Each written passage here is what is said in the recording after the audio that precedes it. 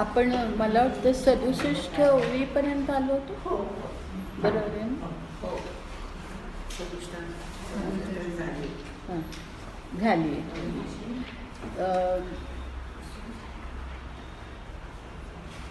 ज्याच्यामध्ये म्हटलेलं आहे की शेवटची जी ओवी आहे त्याच्यामध्ये की अर्जुनाच्या निमित्ताने हे सगळ्या जगाचं उद्धरण हे झालेलं आहे. चांगलं उदाहरण देऊन त्याचा उल्लेख केलेला आहे.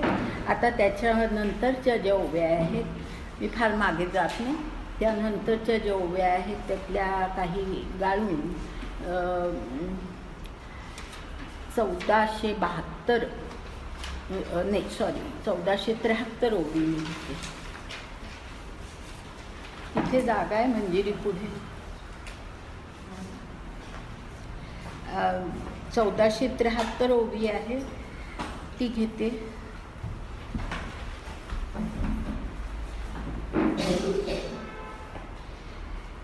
सगळा आतापर्यंत भगवंतानी अर्जुनाला जो काही सगळा उपदेश केला त्या जे काही त्याच्याशी संवाद साधला असंच म्हणूया. सगळाच उपदेश होता असं नव्हे. कित्येक ठिकाणी त्यांच्या दोघांमधल्या अगदी जवळकीचा संवाद असंही स्वरूप होतं.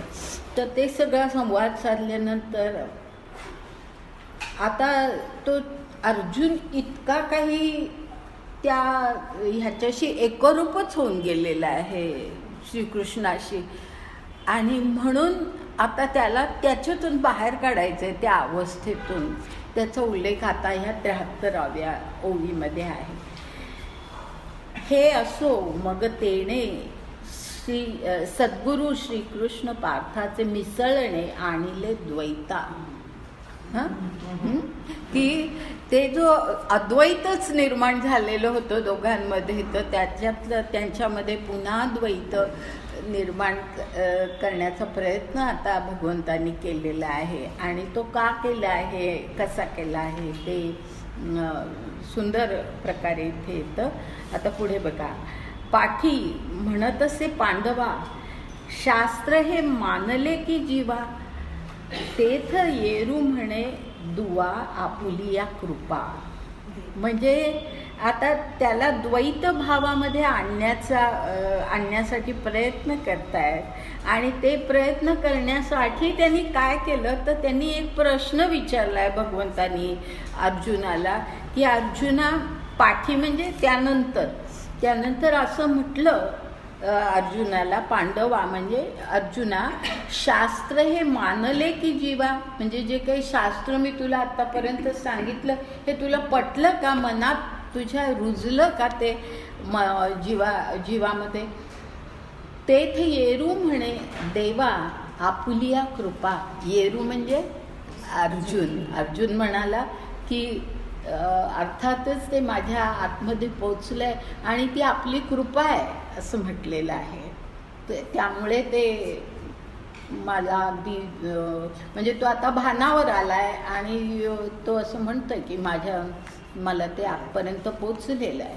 आता त्यानंतर मधल्या थोड्या तशाच ओव्या आहेत म्हणून गाळते आणि 1480 ओवी घेते.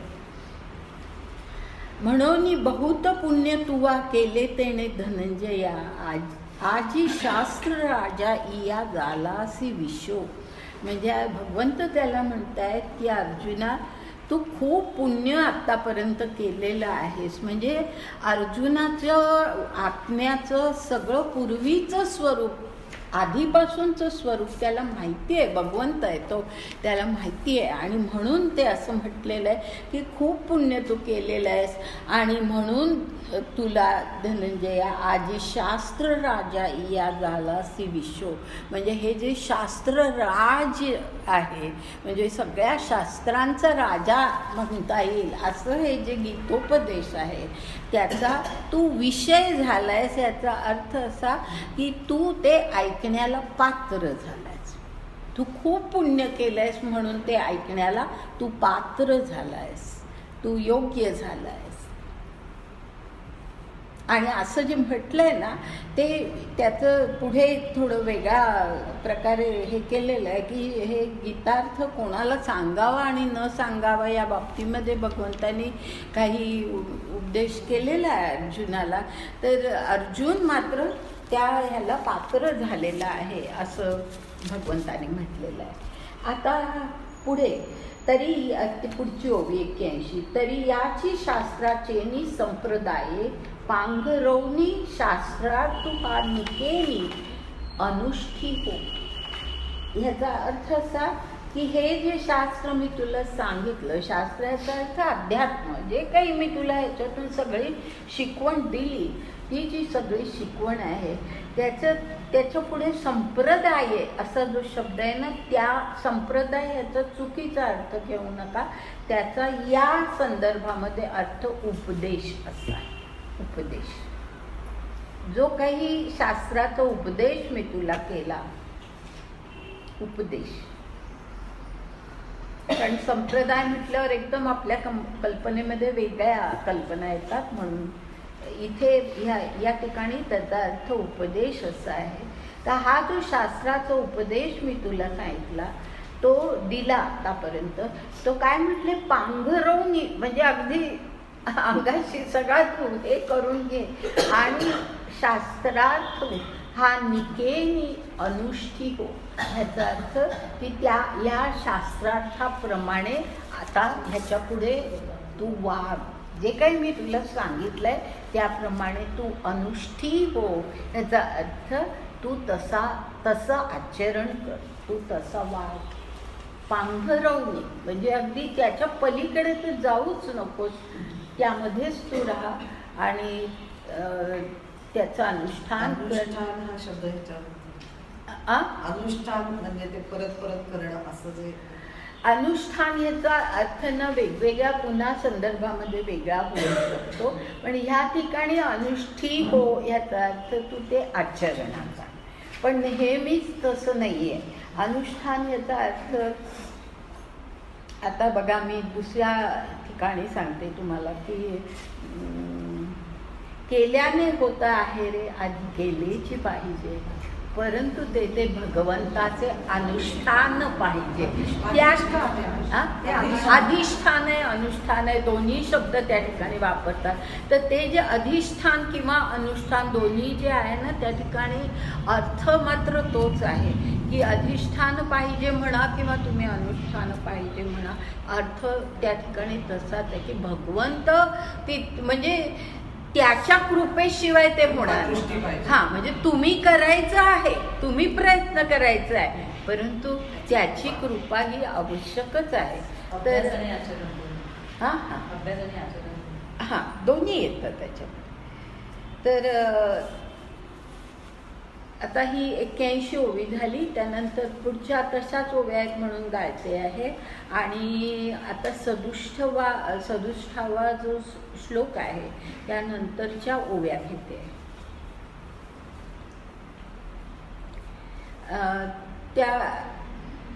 ह्या ओव्या अशा, पहिली जी ओवी आहे 86 ओवी. तरी तुवा हे जे पार्था गीताशास्त्र लाभले आस्था, ते तपोहिना सर्वथा सांगावे ना हो. हां, म्हणजे हे जे तुला पार्था मी गीताशास्त्र सांगितलं ते तू कोणाला सांगू नकोस, हे आता सांगितलेलं आहे. आणि त्याच्यामध्ये पहिला उल्लेख केलेला आहे तुला आस्थेने ते लाभलेलं आहे, पण तुझी आस्था आहे म्हणून, म्हणजे तू पात्र आहेस त्याला म्हणून तुला मी हे सांगितलं. पण तपोहिना जो प्रयत्नही करत नाही, हे जाणण्याचा प्रयत्न, तप याचा अर्थ खूप आपण प्रयत्न ज्या वेळेला करतो ते तप असतं. म्हणजे तप याचा अर्थ नेहमी आपण असाच घ्यायला पाहिजे. तपश्चर्या म्हटलं की आपल्या डोळ्यासमोर एका जागी बसून काहीतरी हे केलेलं आहे असंच नाही. तप ह्याचा अर्थच तो आहे की तप म्हणजे आपण अगदी जाणीवपूर्वक ते मिळवण्यासाठी प्रयत्न करतो, त्याला तप म्हणतात. म्हणजे नाही, सातत्य तर अर्थातच आहे त्यामध्ये, पण तप ह्याचा अर्थ की नुसतं सातत्य नाही आहे की अपयश आलं तरी सुद्धा आपले प्रयत्न सोडायचे नाहीत, त्याला तप म्हणतात. तर तपोहीना सर्वथा सांगावे ना हो. तर अशा तपोहीन माणसाला कधीही तू हे सांगू नको, कारण तो योग्य नाही ह्या हे जाणण्याचा. पुढे म्हटलंय पहा, आणखी एक गोष्ट सांगितली आहे. अथवा तापसूही झाला परी गुरुभक्ती जो दिला, तो वेदी अंत्यजू वाळीला तैसा वाळी, असं म्हटलंय. म्हणजे तापसू असला, अगदी तप करणारा, प्रयत्न करणार आहे, पण गुरुभक्तीमध्ये ढिला आहे, असा जो असेल त्याला वाळी, याचा अर्थ त्याला बाजूला ठेव, त्याचा विचार करूच नकोस तू, त्याला हे देऊ नको. आणि ते सांगताना कसं म्हटलंय, तो वेदी अंत्यजू वाळीला, म्हणजे वेदीवरती अनुस्वार आहे बघा, हा, म्हणजे वेदांनी असा त्याचा अर्थ आहे. वेदांनी ज्या प्रकारे अंत्यजू, जे अंत्यज असतात त्यांना जसं गाळलेलं आहे, वाळलेलं आहे, की त्यांना वेद कधी दिले नाहीत. आणि त्याचंही मूळ कारण आपण नेहमी असं म्हणतो की वेद हे फक्त 3 वर्णांना दिले आणि अंत्यजांना दिले नाही. त्यालाही त्या काळामध्ये तसं कारण होतं की आपल्या संस्कृतीमध्ये एक अधिकार श्रेणी ज्याला म्हणतात, की कोणाला अधिकार, ह्याचा अर्थ असा की तुमची योग्यता असायला पाहिजे, तुम्ही ते जाणून घेण्याची एक मनामध्ये जिज्ञासा पाहिजे, आस्था पाहिजे, त्याचबरोबर तुमची म्हणजे काय म्हणतो क्षमता पाहिजे. तर हे सगळं ज्याच्यामध्ये असतं त्यांनाच तुम्ही जर सांगितलं तर त्या वेदांसारखे एवढं महान गहन असं तत्वज्ञान ज्याची पात्रताच नाही, त्याला जर तुम्ही दिलं तर त्याचे काहीतरी चुकीचे उपयोगसुद्धा, दुरुपयोगसुद्धा होण्याची शक्यता असते. आणि त्या काळामध्ये लक्षात घ्या की आपली जी सगळी संस्कृती आहे त्याला जी पार्श्वभूमी आहे ती अशी आहे की त्या काळामध्ये अगदी म्हणजे रानावनात राहणारी लोक की ज्यांनी कधी शिक्षण, अभ्यास याच्याशी कधी काही संबंधच ज्यांचा आलेला नव्हता, त्यांना तुम्ही एकदम उच्च तत्वज्ञान द्यायला गेलात तर त्यांना ते कसं पचेल ना. जसं लहान मुलाला, ज्याला आईचं दूध सुद्धा पचत नाही, अशा मुलाला तुम्ही अगदी मोठं काहीतरी खीर पाजली तर त्याला ती पचणारच नाहीये. तर अशा प्रकारे म्हणून म्हणजे ह्याला अधिकार श्रेणी असं आपल्या संस्कृतीमध्ये म्हणतात, की पात्रतेनुसार ही अधिकार श्रेणी निर्माण झालेली होती. आणि म्हणून अंत्यजांना वगळलेलं होतं वेदांपासून. तर त्याचा आपण नेहमी म्हणजे अर्थात याही ठिकाणी म्हटलंय की गीतेमध्ये आपण गेल्या वेळेला पाहिलं की वेदांची कमतरता होती असं ह्यांनी म्हटलेलं आहे गीतेमध्ये, पण ती कमतरता सुद्धा निर्माण होण्याला एक कारण होतं. तर ह्या ठिकाणी आता गीता सुद्धा सांगू नको असं म्हटलेलं आहे. याचा अर्थच असा की ती पात्रता असल्याशिवाय आपण ते हे एवढं, कारण गीतेचं सुद्धा तत्वज्ञान कळलं पाहिजे ना. त्याला जर ती क्षमता नसेल, ती आस्था नसेल तर सांगण्यात काही अर्थ नाही. म्हणून अंत्यजू वाळीला तैसा वाळी असं म्हटलंय. वेदांनी अंत्यजाला जसं वाळलं म्हणजे बाजूला टाकलं, त्याप्रमाणे तू सुद्धा असंच हे लक्षात ठेव की हे तत्वज्ञान गुरुभक्ती ज्याच्यामध्ये नाही त्याला देऊ नको. त्यानंतर तप हे ह्याचा उल्लेख केला आहे. आणि त्या मधल्या आता ओव्या तशाच आहेत म्हणून गाळते आणि एकदम 98 ओवीकडे जाते. 98. तरी गीताशास्त्र निर्मिता जो मी सकळ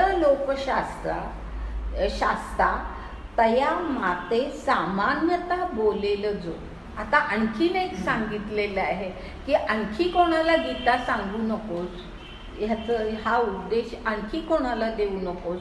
त्याच्याबद्दल असं म्हटलंय की मी, भगवंत म्हणतायत की मी जो गीताशास्त्र निर्मित आहे, म्हणजे हे सगळं शास्त्र मी तुला दिलेलं आहे, त्याचा निर्मिता मी आहे. तो जो सकळ लोकशास्त्र म्हणजे सगळ्या लोकांचं शासन करणारा असा जो मी आहे, तया माते सामान्यता बोलेलं जो, म्हणजे त्या मला जो सामान्य तऱ्हेने जो बोलेल ती, म्हणजे माझी जी काही पात्रता आहे त्याच्यापेक्षा मला जो कोणी अगदी सामान्य लेखेल त्या माणसाला तू गीताशास्त्र सांगू नको. त्याचप्रमाणे पुढे पहा, पुढची ओवी त्या तशाच सारखी आहे, पण आणखीन एक उल्लेख केलेला आहे आणि तो असा आहे, माझा सज्जनेसी त्या सज्जनेसी नंतर एक कॉमा द्या, एकत्र वाचू नका. माझा सज्जनेसी माते हे दोन उल्लेख आहेत. म्हणजे माझ्याशी अत्यंत सज्जन असणारे, माझ्याबद्दल सद्भाव बाळगणारे असे जे माझे भक्त आहेत. भक्त ह्याचा अर्थ भक्त म्हणजे अगदी पूजा अर्चा करणारे भक्त नव्हे, परंतु भगवंताबद्दल ज्यांच्या मनामध्ये अत्यंत निष्ठा आहे असं जे सज्जन आहेत, सद्वृत्तीचे असे जे कोणी आहेत ते, आणि मी माते म्हणजे मला आणि त्या माझ्या सज्जनांना, पैशून्याचे आघाते एक आहाती तया ते योग्य न म्हण. म्हणजे पैशून्य ह्याचा अर्थ दुष्टपणाने वागवणारे किंवा बोलणारे. दुष्टपणा जे माझ्याशी दुष्टपणाने बोलतात आणि माझ्याबद्दल सद्भाव बाळगणाऱ्यांशी सुद्धा जे दुष्टपणाने बोलतात. दोन आता उल्लेख आहे. स्वतःबद्दलचाही उल्लेख आहे ईश्वराने केलेला, आणि जे सज्जन म्हणजे सद्भाव बाळगणारे जे आहेत त्यांच्याबद्दल सुद्धा जे कोणी पैशून्य ह्याचा अर्थ दुष्टपणे बोलणं. तर जे कोणी असे दुष्टपणाने बोलणारे आहेत त्यांना तू तया ते योग्य न म्हण. म्हणजे हे गीताशास्त्राच्या श्रवणाला ते योग्य नाही असं लक्षात घे. म्हणजे कोणाला गीताशास्त्र सांगायचं नाही या बाबतीमध्ये अर्जुनाला ह्या काही गोष्टी सांगितलेल्या आहेत. त्यानंतर पुढे मधल्या काही ओव्या काढते पुन्हा, आणि 1504 ओवी. 1504 तैसी तप भक्ती मेधा जयाची जाण प्रबुद्धा, जो माझ्याची का निंदा माझीची करी. म्हणजे पुन्हा तोच विचार आहे की तप करणारा आहे, भक्ती करणारा आहे, मेधा म्हणजे बुद्धी ज्याची प्रगल्भ आहे असा जो आहे, असं सगळं असून सुद्धा जर समजा प्रबुद्ध आहे, कोणाला म्हटलंय? अर्जुनाला म्हटलंय. तर अर्जुना असा जो कोणी आहे की जो तप भक्ती आणि बुद्धीच्या दृष्टीने उत्कृष्ट असलेला असा जो आहे, परंतु जो माझ्यांची का निंदा माझीच करी. म्हणजे माझ्यांची जो निंदा करतो म्हणजे कोण? माझ्या भक्तांची जो निंदा करतो आणि माझी जो निंदा करतो त्याला मात्र गीताशास्त्र तू सांगू नको.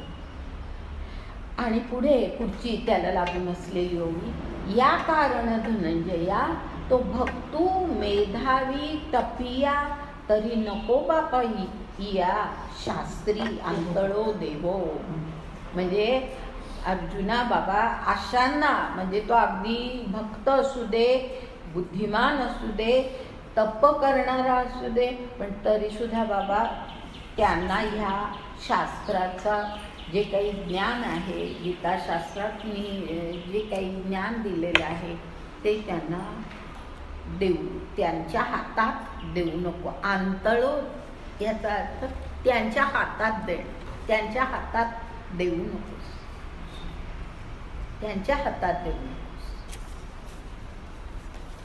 आणि याही ठिकाणी मगाशी जे मी सांगितलं तेच कारण आहे की ही अशी माणसं हे त्याला पात्र का नसतात, तर त्याचा कुठल्याही प्रकारे मग गैरउपयोग आणि जे आपल्या समाजात खरोखर नंतर घडत गेलं की हे सगळ्या गीतेच्याच बाबतीत नाही, एकूण सगळं जे उच्च तत्वज्ञान आहे ते कनिष्ठांपर्यंत जावं ह्याच्यासाठी जे प्रयत्न झाले त्याच्यामध्ये मग अर्थच कळला नाही, संन्यासाचा अर्थ कळला नाही.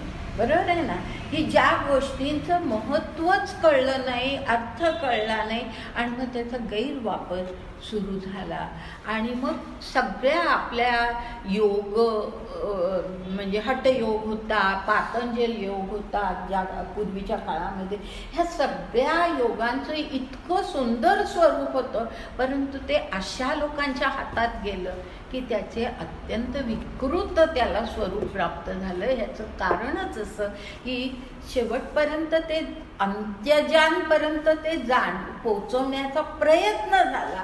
का झाला की त्यांनाही त्याचा लाभ व्हावा हा हेतू चांगला होता, परंतु त्यांची ती क्षमता नव्हती. आणि ज्यांची क्षमता आता होती, आणि अशी उदाहरणं आहेत आपल्या समाजामध्ये की जे खरोखर कनिष्ठ जातींमध्ये अगदी आर्थिकदृष्ट्या सुद्धा अत्यंत कनिष्ठ वर्गामध्ये जन्मलेले होते, परंतु ज्यांना खरोखर जिज्ञासा होती, जाणून घेण्याची ज्यांची क्षमता होती, त्यांनी त्याचा खूप उपयोग केलेला आहे. त्याची काही उदाहरणं आता म्हणजे मला एकदम सगळे आठवत नाहीत, पण ह्याचं एक उदाहरण सत्यकाम, तुम्ही नाव जर ऐकलं असेल तर सत्यकाम जाबाली हा अत्यंत कनिष्ठ वर्गामध्ये जन्मलेला की ज्याची वडिलांचा तर पत्ताही नव्हता, आई अगदी कष्टाची कामं करून कसं तरी सगळं चालवणारी, की ज्यांच्या घरामध्ये शिक्षणाचा काही अंशही नाही, परंतु गुरुनी सत्यकाम जाबालीचा स्वीकार केला होता आणि सत्यकाम जाबाली हा पुढे इतक्या उच्च पदाला पोचला की तो पुढे गुरु झाला लोकांचा. तर अशी उदाहरणं पण आहेत आपल्या समाजामध्ये, परंतु त्याच्या उलटही उदाहरणं आहेत. आणि म्हणून हे जे सांगितलंय ना ह्याचा वरवरच आपण फक्त अर्थ घेतला ना तर मग काय होतं की मग आपण ज्ञानेश्वरीवर टीका करतो, आपण गीतेवर टीका करतो, आपण वेदांवरती फक्त टीका करतो.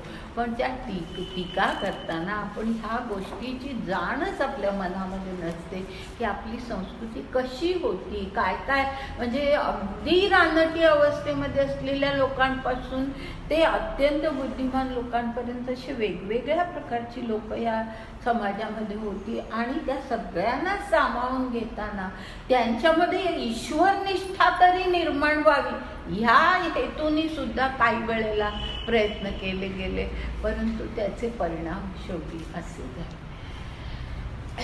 आता पुढे आपण जाऊया, मधल्या काही ओव्या गायते आणि 12वी ओवी घेते आता मी, 1512. हे मंत्र रहस्य गीता मेळवी जो माझिया भक्ता, अनन्य जीवना माता बाळका जैसी. अनन्य जीवनानंतर कॉमा द्या, एकत्र वाचू नका म्हणजेच अर्थ बरोबर कळतो. हे मंत्र रहस्य गीता मेळवी जो माझिया भक्ता, अनन्य जीवना, हे एकत्र आहे सगळं. म्हणजे हे गीता हे कसं आहे, हे मंत्र रहस्य आहे, अत्यंत उच्च प्रतीचं तत्वज्ञान ह्याच्यामध्ये सांगितलं आहे की जे, आणि रहस्य हा शब्द सुद्धा अशाच अर्थाने, गुह्य रहस्य हे शब्द जे गीतेमध्ये आलेले आहेत ते ह्याच अर्थाने आलेले आहेत की ते सहजपणे सगळ्यांमध्ये पसरू नये, कारण त्याचे तेवढी क्षमता सगळ्यांची नसते. तर हे जे मंत्र रहस्य आहे गीता, ते मेळवी जो माझिया भक्ता, म्हणजे माझ्या भक्तांना जो ते देतो, मेळवी याचा अर्थ माझ्या भक्तांना हे मंत्र रहस्य जो पोचवतो, जो देतो, जो शिकवण देतो, म्हणजे भगवंत नव्हे. आता कोणाबद्दल बोलताय की गुरुबद्दल बोलणार की गुरु जो कोणीही गुरु हे गीतेसारखं मंत्र रहस्य माझ्या भक्तांना देतो, की जे खरोखर माझी भक्ती करतात त्यांना जो कोणी हे देतो. अनन्य जीवना म्हणजे त्यांचं सगळं जीवन हे असं माझ्याशी अनन्य करून टाकतो. मंत्र रहस्य देऊन माझ्याशी ते एकरूप होऊन जातात.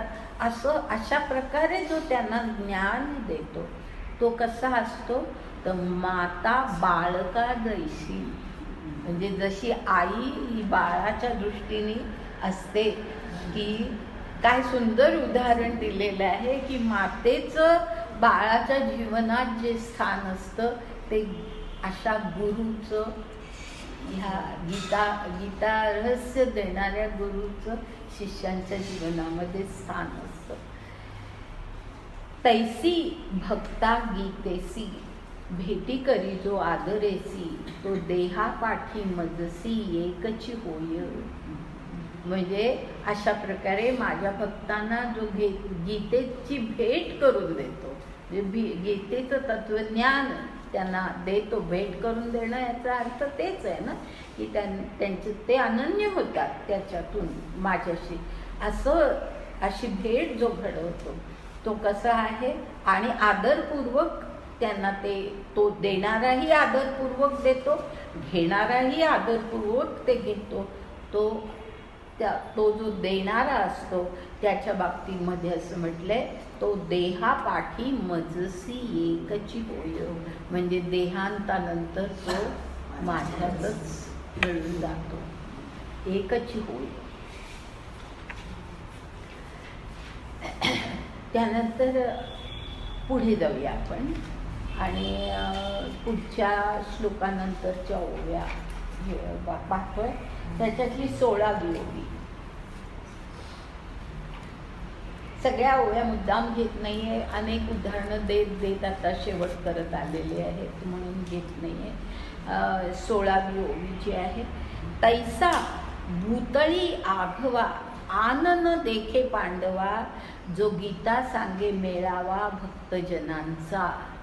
म्हणजे संबंध या जगामध्ये भक्तांना गीता जो सांगतो, मेळावा म्हणजे भक्तजनांच्या मेळाव्याला जो गीता सांगतो तो ह्या भूतळामध्ये, या भूतळावरती त्याच्यासारखा दुसरा कोणी नाही. त्यानंतर 16व्या नंतर आता एकदम 23वी ओवी घेते. मध्ये बरीच उदाहरणं आहेत म्हणून ती टाळते. 23वी ओवी घेते.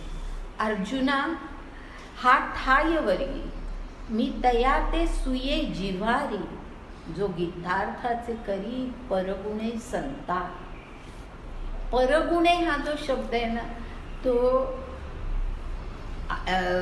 चुकीचा अर्थ घेऊ नका. त्याचा अर्थ उपदेशच आहे. उपदेशही नाही म्हणतात, मेजवानी म्हणजे उपदेशाची मेजवानी असं.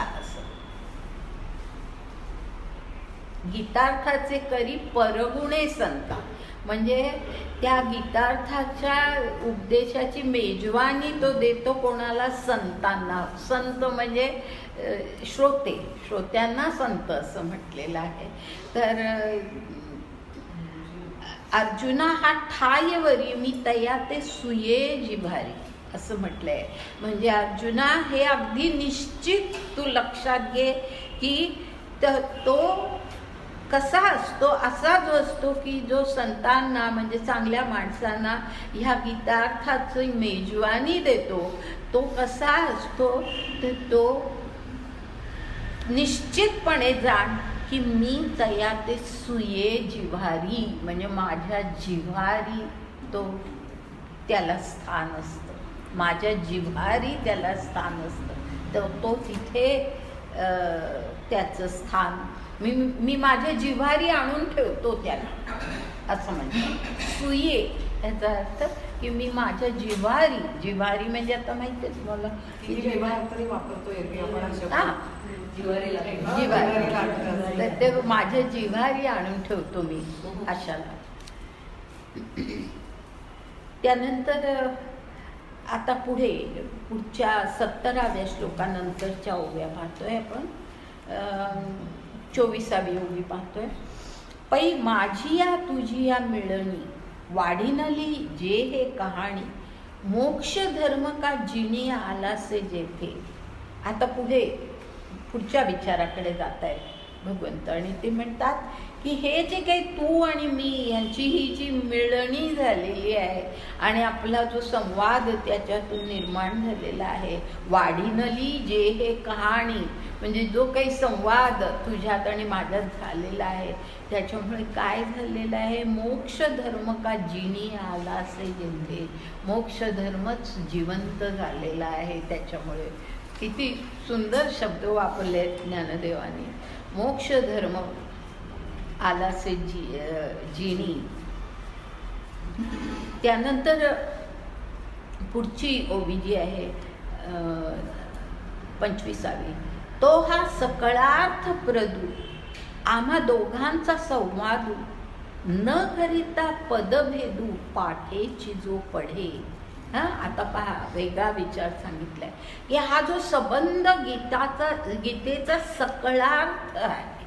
संबंध गीता ह्याचा अर्थ संबंध गीता अर्थासह भावार्थ सांगतायत ना, ही भावार्थ दीपिका आहे तर त्यामुळे भावार्थ सांगतायत ते ज्ञानेश्वर आणि म्हणून हा शब्द वापरलाय सकळार्थ प्रदू म्हणजे त्याच्यातला सगळा अर्थासह ही जी गीता आहे आणि ती कशी आम्हा दोघांचा संवाद आपल्या दोघांच्या संवादातून निर्माण झालेली आहे.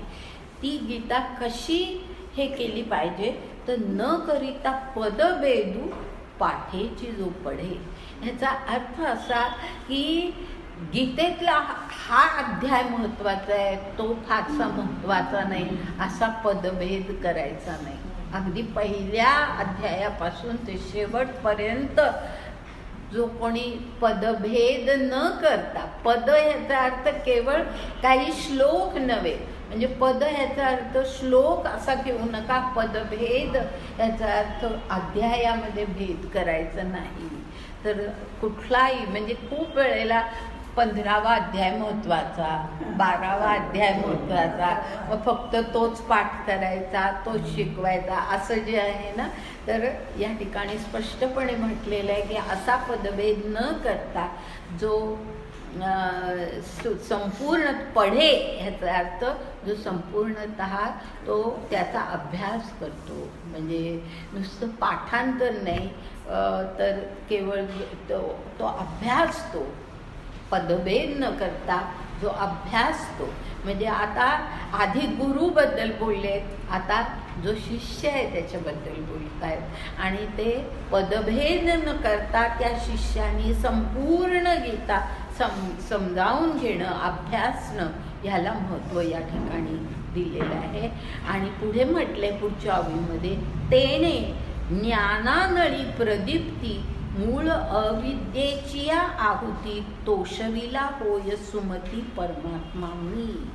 म्हणजे तेने म्हणजे असा जो असतो की पदभेद न करता संपूर्ण गीता जो अभ्यासतो तो काय करतो तर ज्ञानानळी म्हणजे ज्ञान अनळ, अनळ म्हणजे अग्नी, ज्ञान अग्नीमध्ये ज्ञानाग्नीमध्ये तो काय करतो तो मूळ अविद्येची आहुती.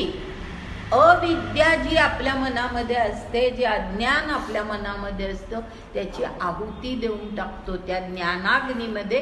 त्या अविद्येची आहुती तो देऊन टाकतो आणि त्यामुळे तोषविला होय सुमती परमात्मा मी.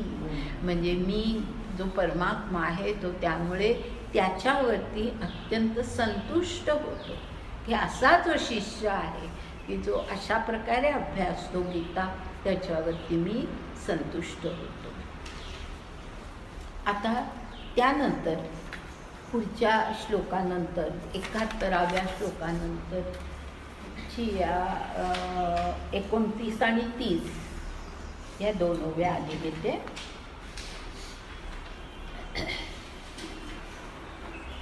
आणि सर्व मार्गी निंदा सांडूनिया, सर्व मार्गी निंदा सांडूनिया, त्या सांडूनिया नंतर कॉमा कर, सर्व मार्गी निंदा सांडूनिया, आस्थापै शुद्धा, गीता श्रवणी श्रद्धा, उभारी जो. म्हणजे जो माणूस असा असतो, जो शिष्य असा असतो की सर्व मार्गी निंदा, म्हणजे हे मार्ग कशाचे, तर अध्यात्माचे मार्ग, परमार्थाचे जे सगळे मार्ग आहेत त्याची निंदा सांडूनिया. आलं लक्षात की त्याविषयी कधीही निंदा करायची नाही. अध्यात्माचे मार्ग कोणताही असू दे, प्रत्येकाचा मार्ग वेगळा असू शकतो, तर त्यामुळे सर्व मार्गी निंदा सांडूनिया, कुठलाही तो मार्ग असू दे, पण तो अध्यात्माचा असेल, परमार्थाचा असेल, तर त्याची निंदा न करता आस्थापै शुद्धा, गीता श्रवणी श्रद्धा, म्हणजे कशाबद्दल, तर गीता श्रवण करण्याबद्दलची आस्था, शुद्ध आस्था ज्याच्या मनामध्ये आहे आणि श्रद्धा ज्याच्या मनामध्ये आहे, तो कसा असतो, तर तो अशी श्रद्धा ठेवून उभारी जो, हे वर्णन त्या ह्याचं केलंय, त्या शिष्याचं किंवा जो कोणी गीता श्रवण करतो त्याचं हे वर्णन केलेलं आहे की गीता श्रवण कशी करायची आहे, तर श्रद्धेने करायची आहे आणि शुद्ध आस्थेने करायची आहे. आणि मग पुढे म्हटलंय, पुढची ओवी त्याला लागून जी आहे ती अशी आहे, तयाचा श्रवणकुटी, गीतेची अक्षरे जव पैठी, होती ना तव उठा उठी फळेची पाप. म्हणजे अशा प्रकारे त्यांनी जे श्रवण केलेलं असतं, श्रद्धेने आणि शुद्ध आस्थेने जे श्रवण केलेलं असतं गीतेचं, त्याच्या श्रवणामुळे काय होतं, गीतेची अक्षरे जव पैठी, म्हणजे अशी आतमध्ये जाऊन बसतात, श्रवणातून त्याच्या आतमध्येच अशी काही जाऊन बसतात की मग त्याच्यामुळे होती ना तव उठाउठी फळची पाप, म्हणजे पाप हे त्याला कधी लागत नाही, कुठल्याही प्रकारे त्याला पापही लागत नाही. तर अशा प्रकारे श्रवण कसं करायचं गीतेचं त्याच्याबद्दलही हे केलेलं आहे, उल्लेख केला आहे. त्याच्यानंतर त्याच ओव्यांमधली सर्वात आधी 38वी ओवी बघा, 38वी. ऐसी गीता धनंजया, ऐकतया आणि पढतया, फळे महानंदे, मिया बहु काय बोलो. आता आणखीन काय सांगू तुला, तर अशा प्रकारे गीता आपण ऐकली आणि पढतया पण आहे, म्हणजे त्याचा अभ्यास आपण केला तर फळ काय मिळतं, तर महानंद म्हणजे ब्रह्मानंद, ब्रह्मानंद हे फळ मिळतं वाचणाऱ्याला, ऐकणाऱ्याला.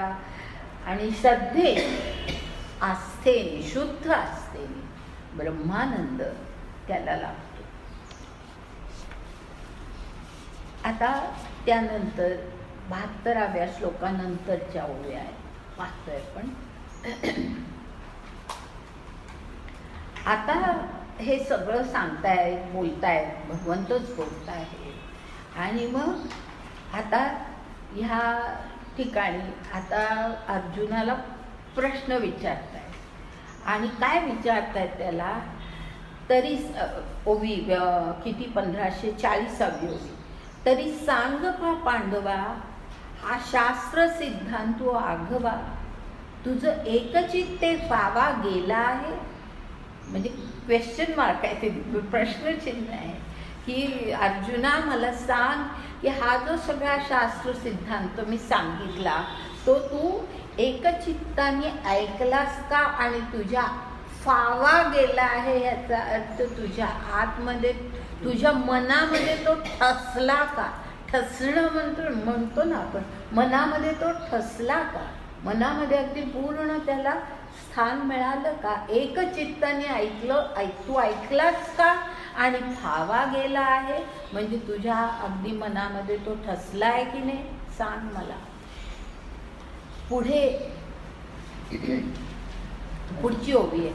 आम्ही जैसे जया रीती उगाणिले कानाचा हाती येरी तैसेची तुझा चित्ती पैठे केले की.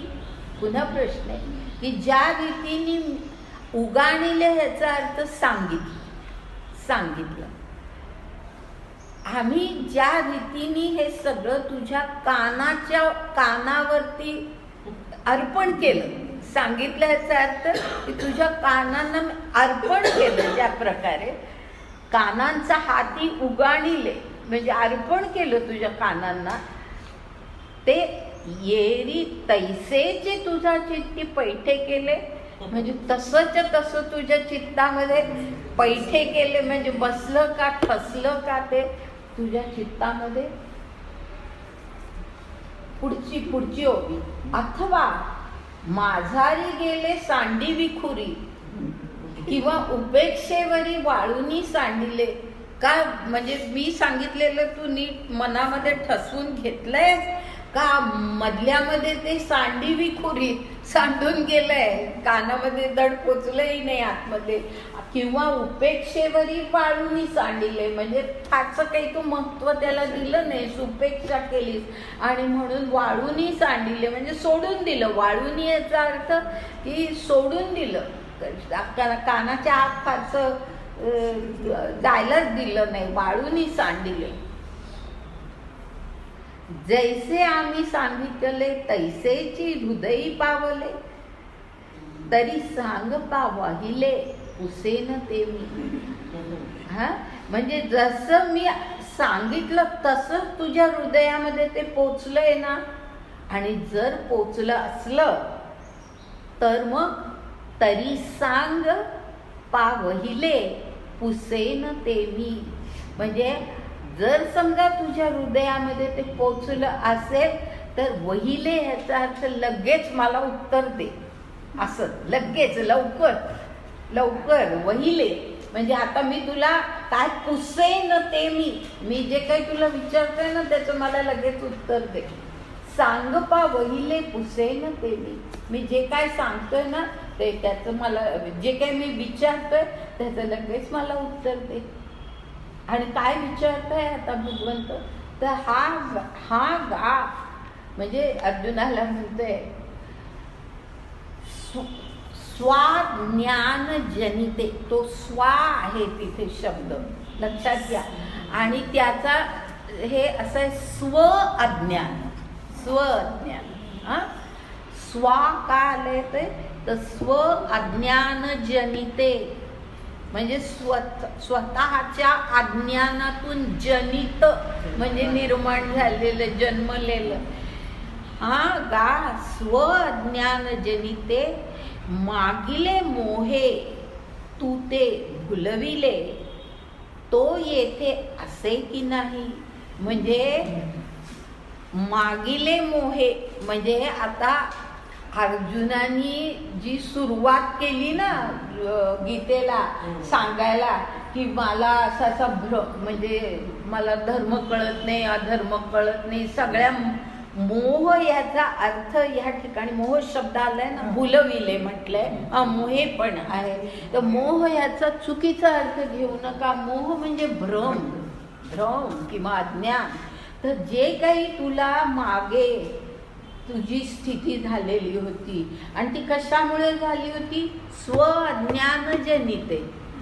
स्वतःचं स्वरूप तुला कळलंच नव्हतं, स्वतःच्या स्वरूपाबद्दलचं अज्ञान तुझ्यामध्ये होतं आणि त्यामुळे मागिले म्हणजे पूर्वी असं तुझी स्थिती होती की मोहे तू ते भुलविले. मोहानी म्हणजे भ्रमानी तू हे तुला काही कळत नव्हतं, योग्य काय आहे अयोग्य काय आहे हे तुला कळत नव्हतं. तो जो तुझा भ्रम होता तो शब्द आहे ना, त्याचा अर्थ तो भ्रम येथे असे की नाही म्हणजे अजून तसाच राहिलाय का. आता विचारतायत त्याला की कळलंय की नाही, एवढी गीता सांगितली तुला कळले की नाही म्हणून विचारतायत की तो भ्रम अजून तसाच राहिलाय का काय. असे की नाही.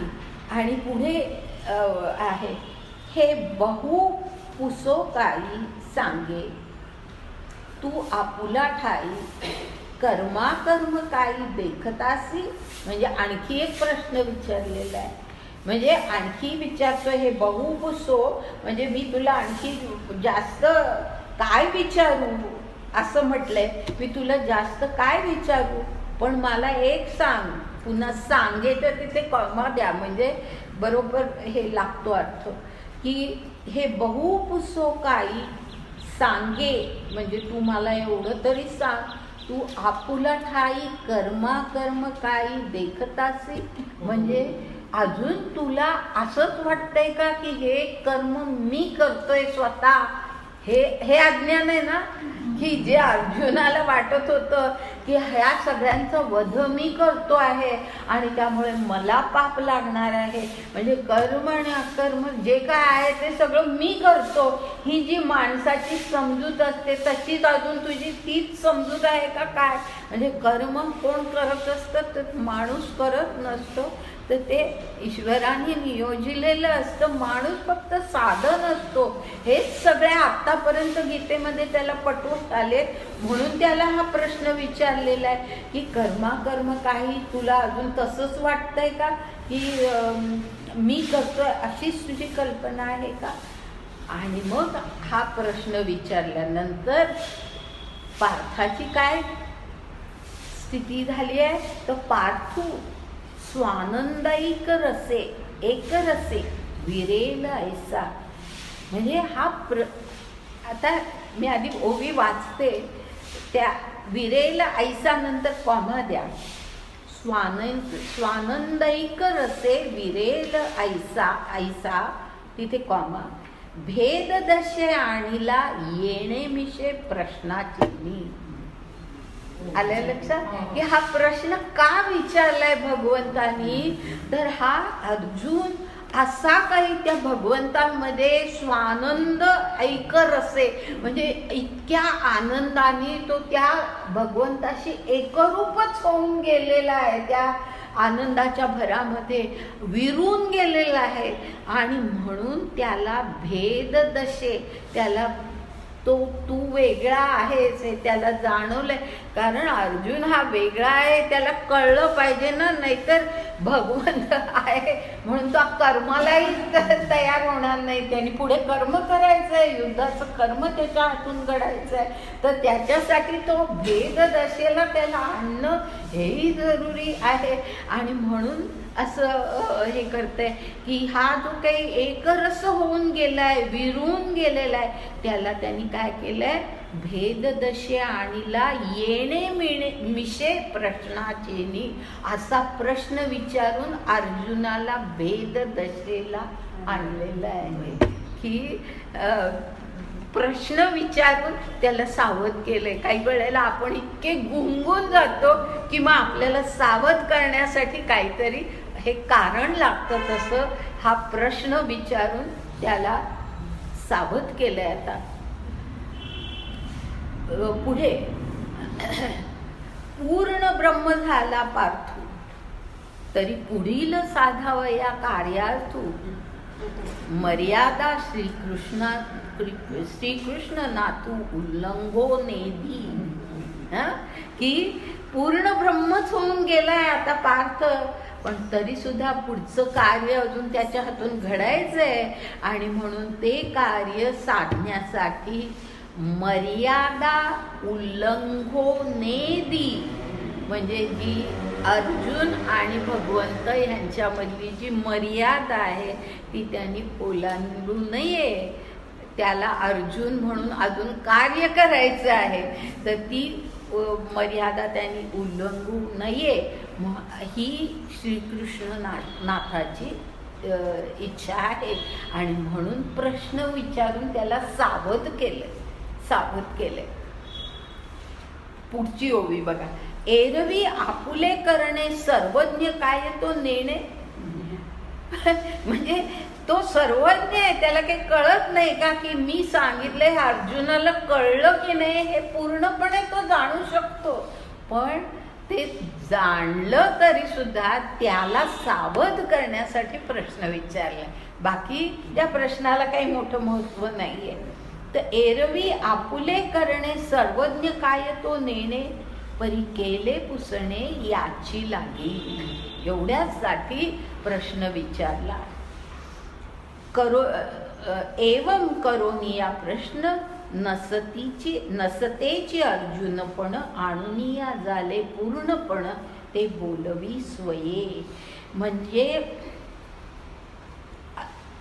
अर्जुनाची स्थिती काय झाली आहे की अर्जुन पण तो विसरूनच गेलाय. अर्जुनपणाचा त्यांनी त्याग करून टाकलाय. नसतेची अर्जुनपण म्हटलंय बघा, नसतेची अर्जुनपण याचा अर्थ की त्यांनी अर्जुनपणाचा त्याग केलेला होता.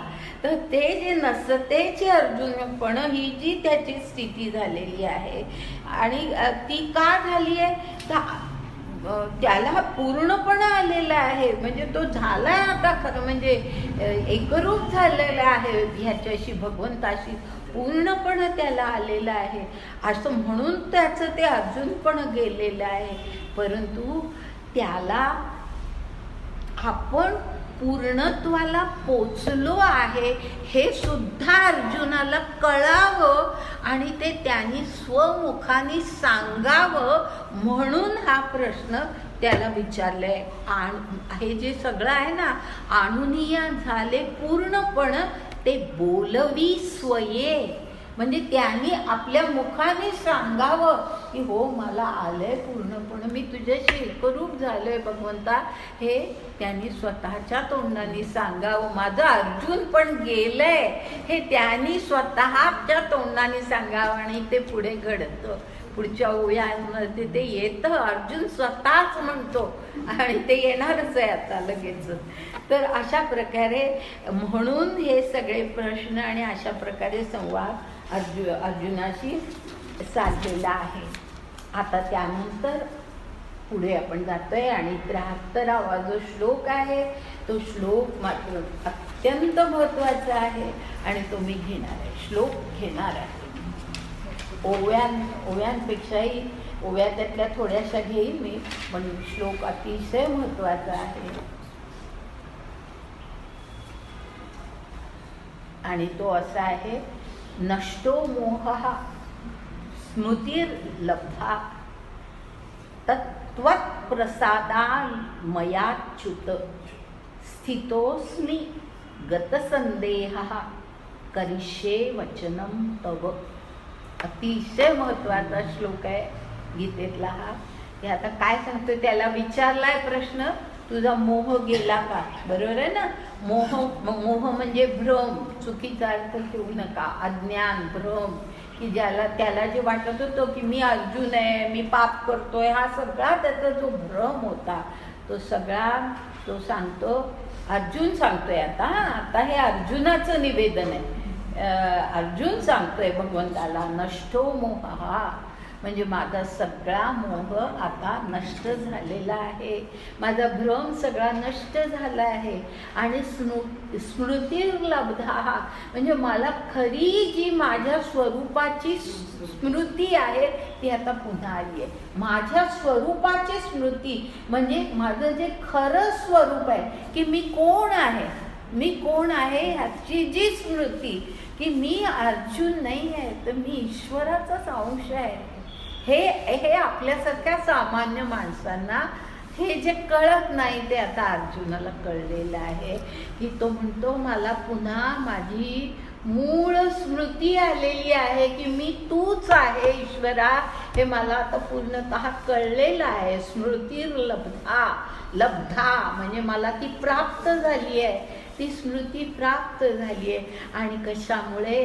त्वत्प्रसादान् मयाच्युत म्हणजे ही मया हा जो शब्द आहे ना तो ह्याला लागून घ्यायचा, स्मृतीला लागून घ्यायचा.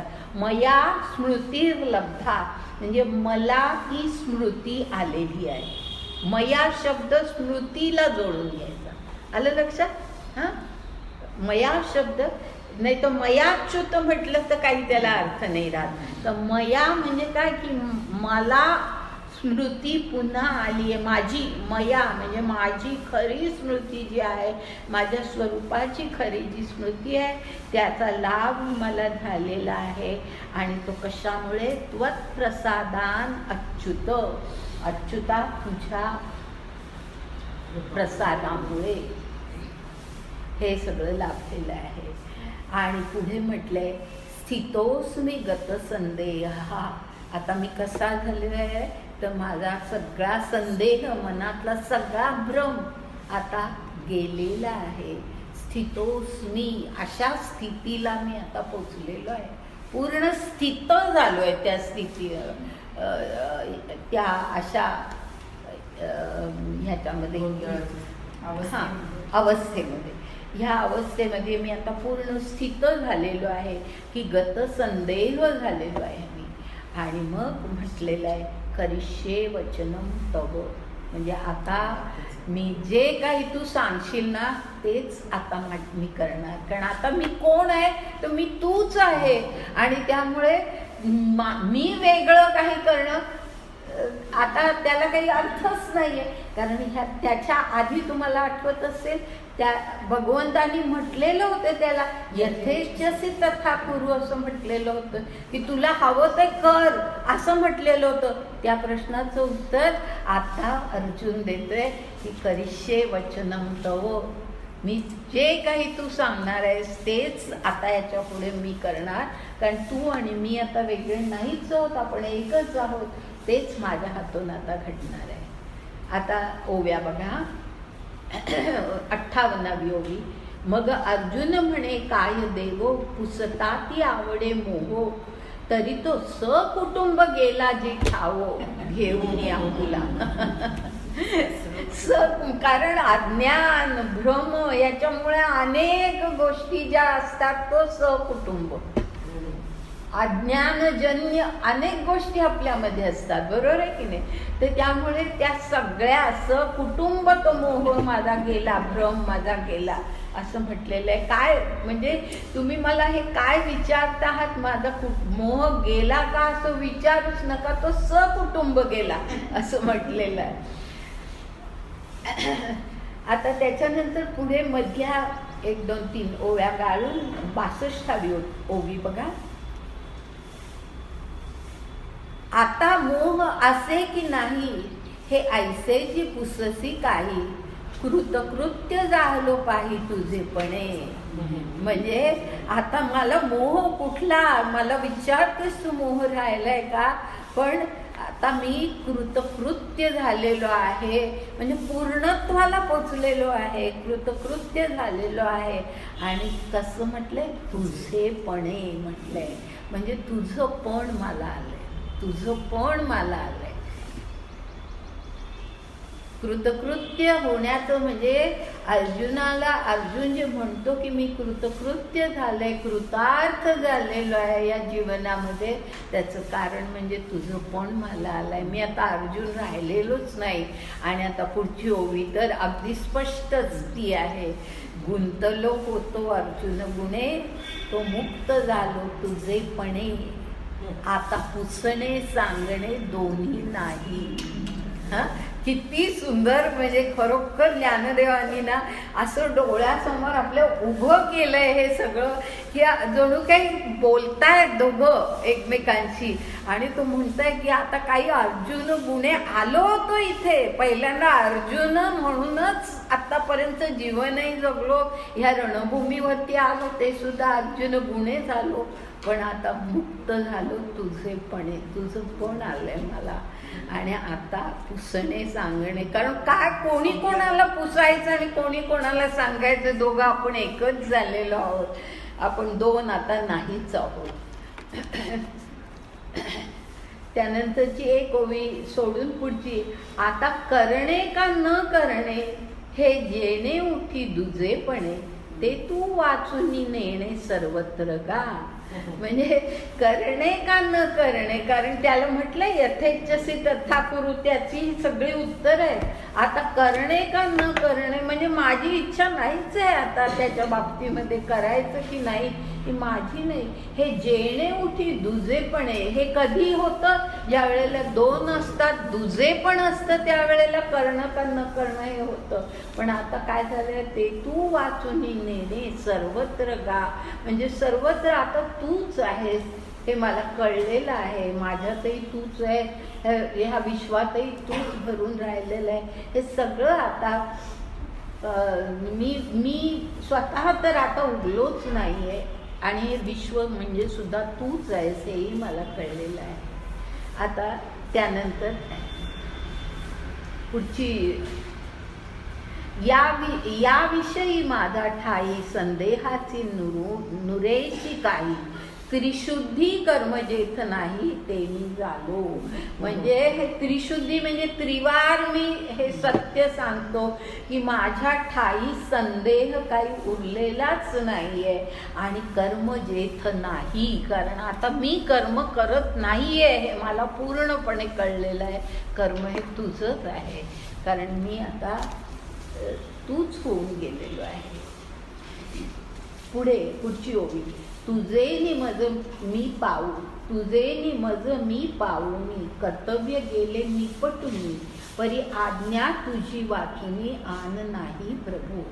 म्हणजे आता मी इतका काही तुझ्याशी मिसळून गेलेलो आहे. तुझे निमज मी पावोनी याचा अर्थ की मी माझं खरं जे आत्मस्वरूप म्हणजे तू, त्याच्यात मी इतका काही मिळून गेलेलो आहे, त्याची मला खरी प्राप्ती झालेली आहे.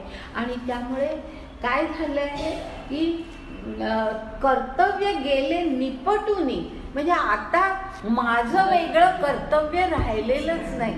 आता हे का आलंय पहा, ह्या ठिकाणी हा शब्द जो वापरलाय ना त्याला फार महत्त्व आहे. कर्तव्य माझं वेगळं राहिलं नाही. ह्याचा पुढे तो श्लोक येणार आहे, सर्व धर्मान परित्यज्य म्हटलेलं आहे. तो धर्म म्हणजे कर्तव्य आहे ना. आता माझं वेगळं कर्तव्य राहिलेलंच नाही. इथून अर्जुनाने सुरुवातच केली आहे आता बोलायला. तर कर्तव्य गेले निपटूनी परी आज्ञा तुझी वाचून आन नाही प्रभू. आता काही दुसरं घडणारच नाही, तू जे सांगशील तर तेच घडणार आहे.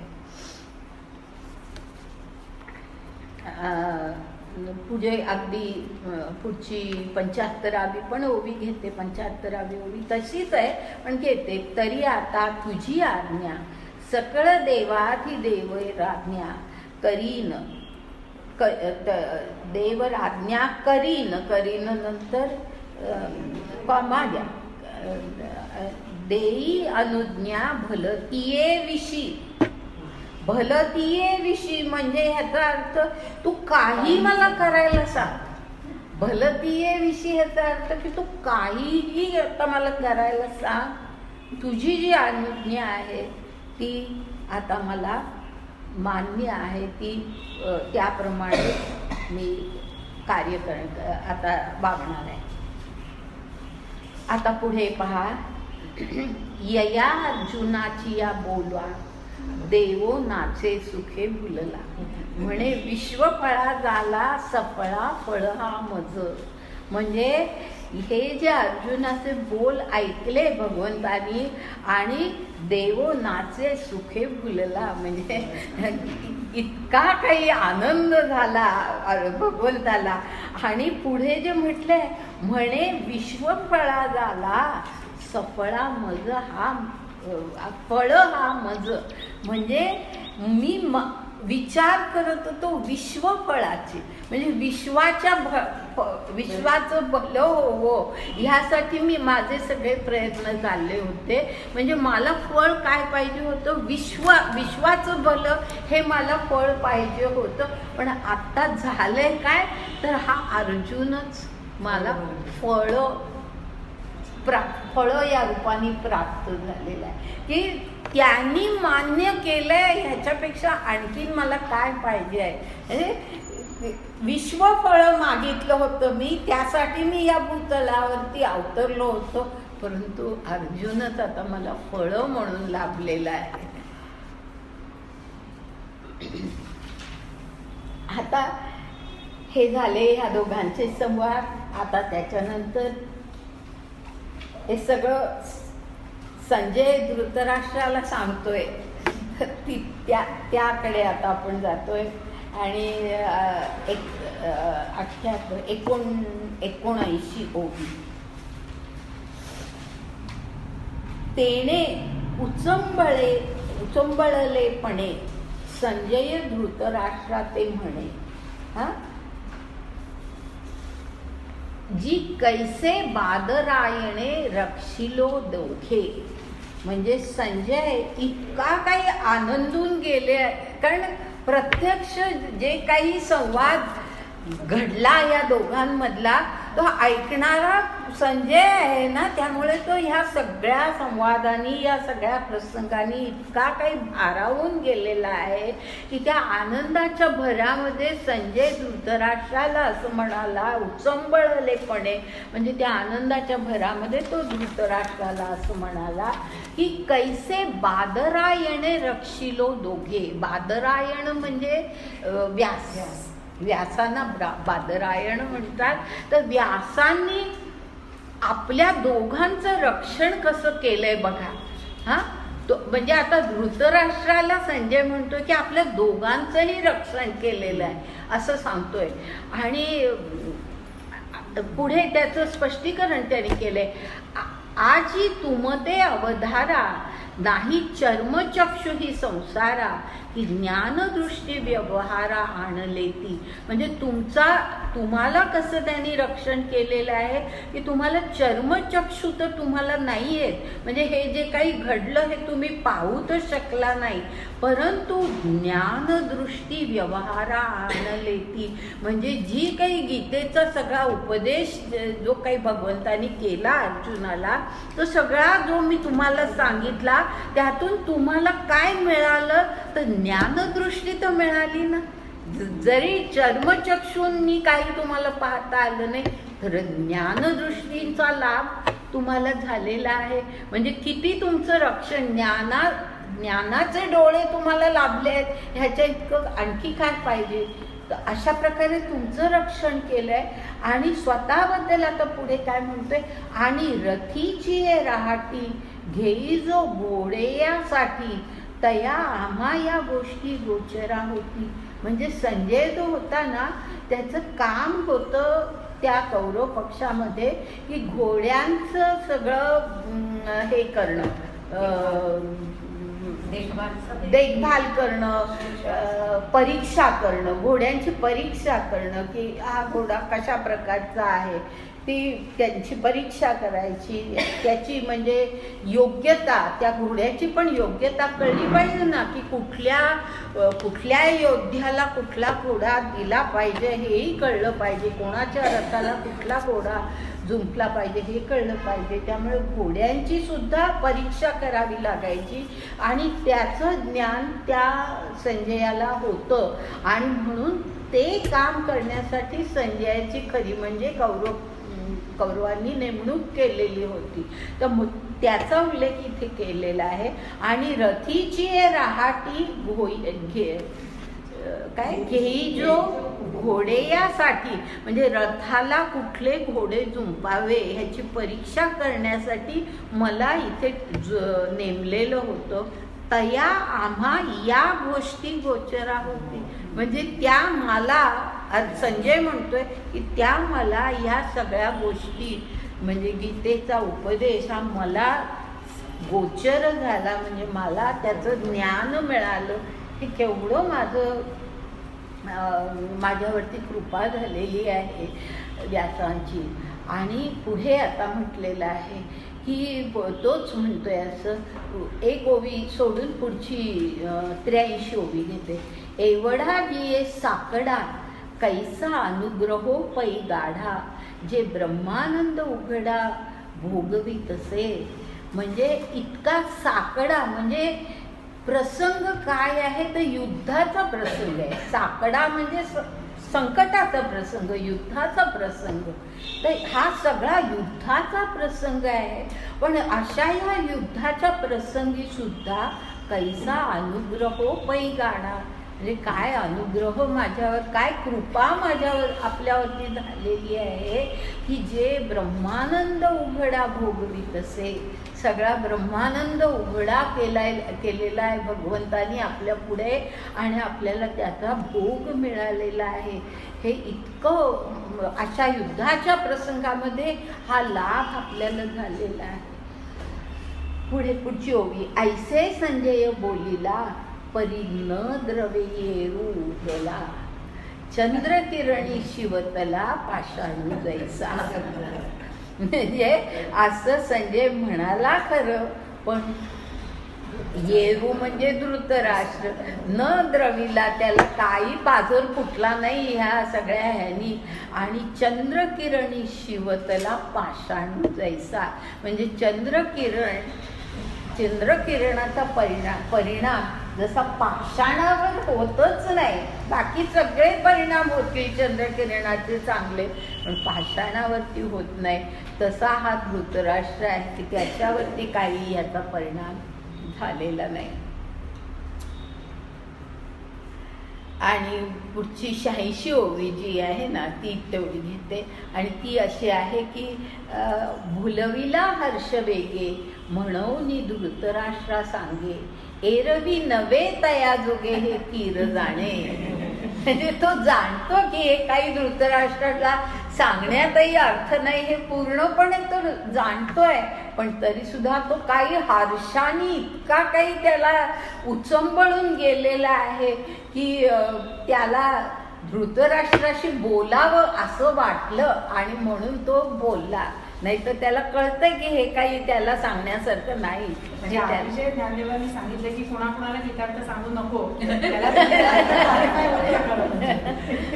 आणि आहेच पुढे धृतराष्ट्राचे उद्गार पुढचे जे आहेत ना ते तसेच आहेत आणि त्याला उत्तरही संजयाने फार सुंदर दिले. पुढचा संबंध भाग इतका सुंदर आहे ना की आता बघा पुढे ह्या 74 श्लोकानंतरच्या ओव्या पाहतोय आपण. त्यातली 89वी ओवी 1589. संजयच बोलतोय या ठिकाणी. श्रीकृष्ण पार्थ ऐसे हे अंगाची फासी दिसे, मग संवादीची नसे काहीची भेदू. म्हणजे या संजय सांगतोय या ठिकाणी की श्रीकृष्ण आणि पार्थ हे कसे आहे तर अंगाची पासी दिसे, म्हणजे अगदी जणू काही एकच अंग, दोघं इतके मिळून गेले की जणू काही एकच अंग आहे. अंगाची पासी याचा अर्थ की जणू काही एकरूप होऊनच गेलेले आहेत अशी परिस्थिती झालेली आहे. पण तरी सुद्धा संवादी जी नसे काहीची भेदू, म्हणजे संवाद मात्र चालू आहे. जरी इतके एकरूपते झाले असले तरी दोघांत, कारण संवादासाठी 2 भिन्न व्यक्ती लागतात. या ठिकाणी भिन्नता संपली आहे, अद्वैत निर्माण झाले दोघांमध्ये, पण तरी सुद्धा संवाद मात्र चालू आहे असं संजय सांगतोय. संजय म्हणतोय की संवादामध्ये काही भेद नाही, संवाद मात्र चालूच आहे. पुढे 91 ओवी. तैसा देवेसी पंडू सुतू आपण पे देवी देखतू, पांडवेसी देखे अनंतू आपण पे पांढा. म्हणजे कसं झालंय तर दोघं कसे झाले तर देवेसी पंडू सुतू आपण पे देवी देखतू, म्हणजे अर्जुन भगवंताकडे पाहतोय, इतके एकरूप झालेत की तो श्रीकृष्णाकडे ज्या वेळेला पाहतोय तो त्या श्रीकृष्णामध्ये तो स्वतःलाच पाहतोय. हा, श्रीकृष्णामध्ये तो स्वतःलाच पाहतोय. आणि तीच परिस्थिती श्रीकृष्णाची झालेली आहे की पांडवेसी देखे अनंतू आपण पे पार्थू, म्हणजे आपण पार्थच होऊन गेलोय अशा प्रकारे तो ह्याला त्याला बघतो आहे. म्हणजे इतके ते एकरूप झालेले आहे. मधल्या 1-2 ओव्या सोडून 95 ओवी घेते.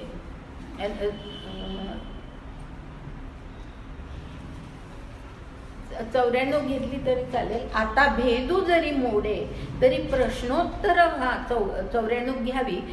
आता भेदू जरी मोडे तरी प्रश्नोत्तर का घडे, ना भेदूची तरी जोडे संवाद सुख का. म्हणजे जरी भेद संपलाय दोघांमधला तरी प्रश्नोत्तर का घडताय दोघांमध्ये, तरी भेद नाही आहे पण तरी सुद्धा संवादाचं सुख दोघांनाही हवं. संवादाचं सुख दोघांनाही हवंय. म्हणजे किती खरोखर कल्पना छान आहे की संवादाचं सुख हे दोघंही अनुभवत आहेत.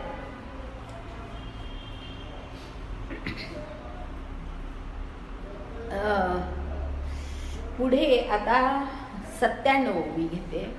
97 आणि ते तिथे उदाहरण दिले म्हणून ती घेते आणि छान उदाहरण आहे. का ज्ञानदेवांनी दिले हे उदाहरण. का दीपा सन्मुखू ठेविलिया दीपकू, कोण कोणा आथिकू कोण जाणे. म्हणजे एका दिव्यासमोर दुसरा दिवा ठेवला तर ह्या दिव्याचा प्रकाश त्या दिव्यावरती पडतोय का त्याचा प्रकाश ह्या दिव्यावर पडतोय, कसं सांगायचं. असे ते दोघं एक झालेत पण तरी संवादाचं सुख त्या दोघांनाही वाटतंय म्हणून संवाद मात्र चालू आहे. फार सुंदर उदाहरण आहे. त्यानंतर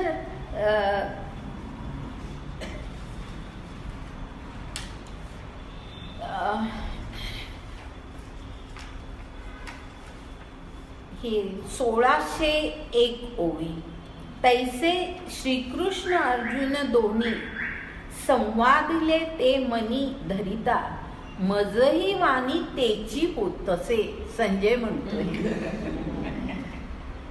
म्हणतोय की श्रीकृष्ण आणि अर्जुन ह्या दोघांमधला जो संवाद आहे ना त्याचं सुख त्यांना दोघांनाही लागतंय ना, तसंच माझंही झालेलं आहे की त्यांना जो ते जसे ब्रह्मभावामध्ये आनंदून गेलेले आहेत दोघ जण, तसंच माझंही झालेलं आहे की मी सुद्धा तो संवाद ऐकून त्या ब्रह्मभावामध्ये विरून चाललोय असं संजय म्हणतोय. त्या वाणी मजही वाणी तेची होतसे ह्याचा अर्थ तो हा आहे की त्या ब्रह्मभावामध्ये मी विरून चाललोय. की ते जसे विरून चाललेत ना तसंच त्या ब्रह्मभावामध्ये मी सुद्धा विरून चाललोय. त्यांना जे सुख लागतंय ते मलाही लागतंय.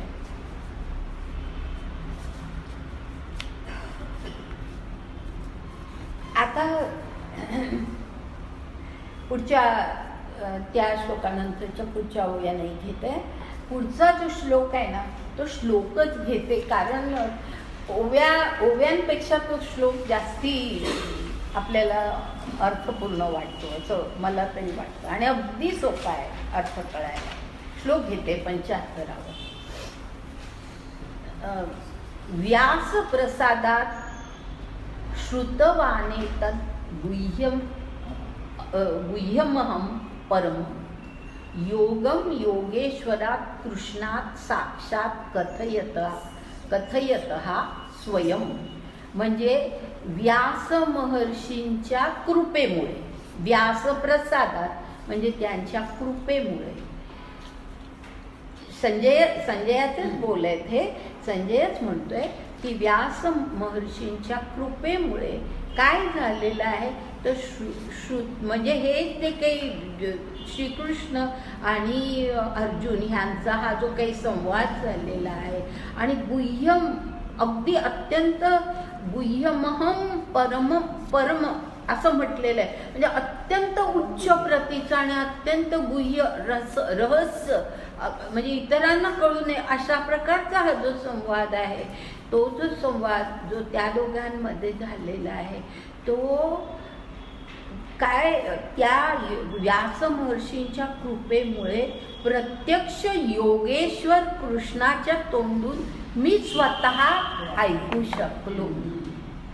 प्रत्यक्ष योगम योगेश्वरात कृष्णात साक्षात कथयत, म्हणजे तो स्वतः सांगतोय त्याच वेळेला मला तो ऐकायला मिळाला. म्हणजे काय प्रचंड भाग्य अर्जुन ह्याचं संजयाचं, हे तो स्वतःच म्हणतोय की मी स्वतः त्याच्या तोंडून हे ऐकू शकलो, हे माझं केवढं मोठं भाग्य आहे असं त्यांनी म्हटलेलं आहे. म्हणून मी त्या ओव्या घेतल्या नाहीत की ओव्यांमध्ये ना तितका चांगला भाव तो आलेला नाही आहे, श्लोक जास्ती चांगला आहे. आणि तसाच पुढचा सुद्धा जो श्लोक आहे ना तोच जास्ती चांगला आहे, तोही आपण घेऊया. आता हा संजय धृतराष्ट्राला म्हणतोय ह्या श्लोकामध्ये, राजन संस्मृत्य संवादम इमम अद्भुतम, संवादम इमम अद्भुतम केशवार्जुनयोः पुण्यम हृष्यामि च मुहुर्मुहुर. म्हणजे मुहुर्मुहुर ह्याचा अर्थ पुन्हा पुन्हा पुन्हा पुन्हा मला आठवत आहे. आणि आधी म्हटलंय संस्मृत्य, म्हणजे मला पुन्हा पुन्हा या सगळ्या संवादाची, ते जे दोघं एकमेकांशी बोलले त्याची मला पुन्हा पुन्हा आठवण होते. महाराज धृतराष्ट्रा, राजन म्हटले पहा, म्हणजे धृतर महाराज, मला पुन्हा पुन्हा त्यांच्या संवादाची आठवण होते. आणि तो संवाद कसा आहे, अद्भुत आहे, अद्भुत आहे. म्हणजे अत्यंत म्हणजे ह्या जगामध्ये हे घडेल अशा प्रकारचा तो नाही, अद्भुत आहे. आणि पुढे एके ठिकाणी पुण्यम म्हटलंय पहा, याचा अर्थ की अत्यंत पुण्यमय आहे, पुण्यमय असा आणि अत्यंत अद्भुत असा तो संवाद मला सारखा तो पुन्हा पुन्हा आठवतो आहे. मुहुर्मुहुर ह्याचाही अर्थ तोच, संस्मृत्य याचाही अर्थ तोच. तर मला पुन्हा पुन्हा तो आठवत आहे. म्हणजे संजयाची काय अवस्था झालेली आहे ह्या ठिकाणी ते आपल्याला ह्यावरून कळतं. आता ओव्या नाही घेतल्या तरी चालेल, त्याच्या पुढे आपण जातोय. आणि 77वा जो श्लोक आहे तो श्लोक न घेता ओव्या घेते. त्याही ठिकाणी श्लोकामध्ये पुन्हा संस्मृत्य शब्द आलेला आहे, पण आता ओव्या घेऊया. मग आता संजयाचंच हे, मग उठोनी म्हणे नृपा श्री हरीची या विश्वरूपा देखली या उगा का पा असो दासी. म्हणजे हे असं आधी म्हणाला तो संजय, आणि मग उठला आणि म्हणाला नृपाला, म्हणजे त्या धृतराष्ट्राला असं म्हणाला की हरीची या विश्वरूपा देखलिया उगा कापा असोलाहासी. म्हणजे खरं म्हणजे आता लक्षात घ्या, धृतराष्ट्राला काही ते दिव्य चक्षु दिलेले नव्हते, संजयाला दिलेले होते. म्हणजे धृतराष्ट्राने तो विश्वरूप दर्शन स्वतः पाहिलेलं नाहीये, पण तरी सुद्धा त्याचं वर्णन आपण सुद्धा 11व्या अध्यायामध्ये जे काही वाचलं ना, तर आपल्या डोळ्यासमोर तो प्रसंग उभा राहतो. तो प्रत्यक्ष त्या ठिकाणी संजयाने वर्णन केलं असताना त्याच्या समोर सगळं वर्णन झालेलं आहे धृतराष्ट्राच्या समोर. म्हणजे तो पाहिल्यासारखंच आहे धृतराष्ट्राने. आणि म्हणून असं म्हटलेलं आहे की देखलिया उगा का, म्हणजे तुम्ही स्वतः बघून तुम्ही गप्प कसे राहू शकला असं म्हटलंय. आता देखलिया ह्याचा अर्थ आपण असा घ्यायचा की त्यांनी पाहिलेलं नाहीये, परंतु संजयाने जे पूर्णतः वर्णन केलंय त्यामुळे त्यांनी असं म्हटलंय की एवढा विश्वरूप दर्शन प्रत्यक्ष या ठिकाणी आपल्याला घडलं, तरी सुद्धा तुमच्यामध्ये काहीच फरक नाही, तुम्ही आपले जसेच्या तसे, तुम्ही गप्प कसे राहू शकला. आणि पुढची ओवी पहा, न देखणे ही जे दिसे नाही पणेची जे असे विसरे आठवे ते कैसे चुकवू आता. म्हणजे माझी संजय सांगतोय धृतराष्ट्राला की माझी तर स्थिती अशी आहे, न देखणेही जे दिसे, म्हणजे जे मी पाहिलं नसतं ना तरी ते मला आता दिसते, की आता तर काही विश्वरूप नाहीये समोर, पण तरी सुद्धा मला ते दिसतच आहे. नाहीपणे जी असे, एकूणच सगळा संवाद आणि एकूण विश्वरूप आणि सगळ्याच गोष्टी आता काही नाहीये घडत, पण तरी सुद्धा नाहीपणे तरी सुद्धा असे, म्हणजे माझ्या स्मृतीमध्ये ते जसंच्या तसं आहे. विसरे आठवे ते कैसे चुकवू आता, म्हणजे विसरायचं ठरवलं तरी सुद्धा ते मला पुन्हा पुन्हा आठवतंय, तर ते मी आता कसं काय विसरून जाऊ, मी चुकवू कसं, म्हणजे मी ते विसरूच शकत नाही, अशी माझी स्थिती झालेली आहे, असं संजय धृतराष्ट्राला म्हणतोय. त्यामधल्या थोड्या ओव्या सोडा आणि ह्याच्याशी आपण चांगल्या प्रकारे जोडून घेऊया, आणि ती ओवी आहे 23व्या ओवीतला